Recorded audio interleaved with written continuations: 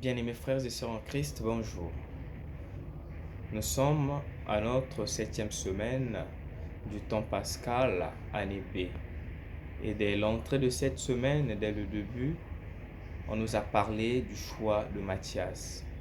Et ce choix a encore été confirmé ce matin, 14 mai 2024, en fêtant Saint Matthias. Donc, les disciples se sont retrouvés là en communauté et Pierre en tant que chef de l'église, Pierre en tant que chef de la communauté, a pensé que c'était mieux de remplacer une personne à la place de Judas qui n'est plus l'un des leurs. Et après consultation, après invocation de l'Esprit Saint, ils ont choisi Matthias.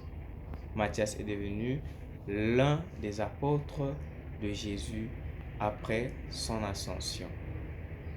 La mission qui est confiée à Matthias, c'est celle de prêcher la bonne nouvelle, c'est celle d'aller dans les nations païennes, d'aller vers les gens qui n'ont pas encore connu l'évangile, vers les gens qui se sentent délaissés de façon spirituelle, afin de leur redonner l'espérance.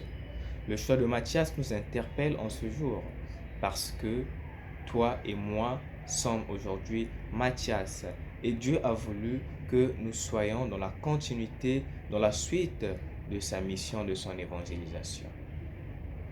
Est-ce que nous sommes capables de répondre aux attentes de la mission?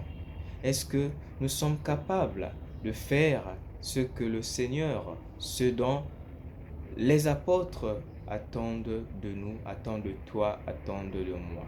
Mais pour réussir à cette mission, nous devons aimer cette mission. Nous devons la recevoir avec l'amour du Christ.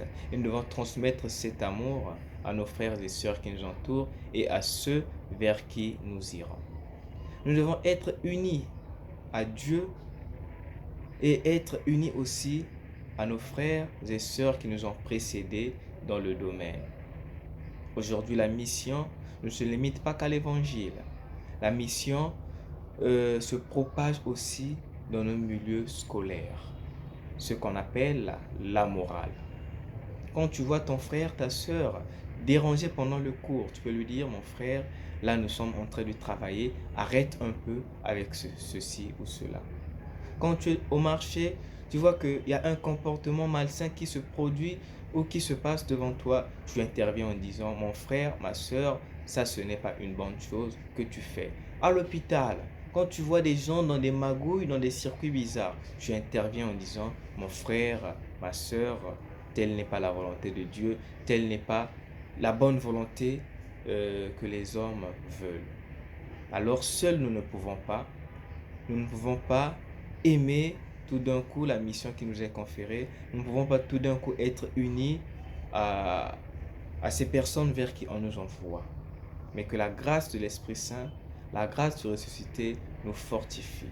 Que les dons de l'Esprit Saint, que les fruits de l'Esprit Saint nous envahissent afin que nous puissions aller vers toutes ces personnes qui n'ont pas encore connu la bonne nouvelle, vers toutes les personnes qui n'ont pas le sens de la société.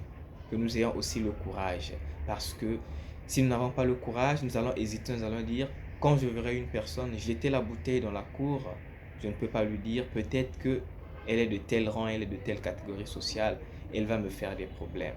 Mais que l'Esprit Saint nous donne ce courage, que l'Esprit Saint prépare le terrain à notre place et que nous soyons là pour semer, pour évangéliser, pour annoncer la bonne nouvelle du salut. Sainte journée à tous et à chacun.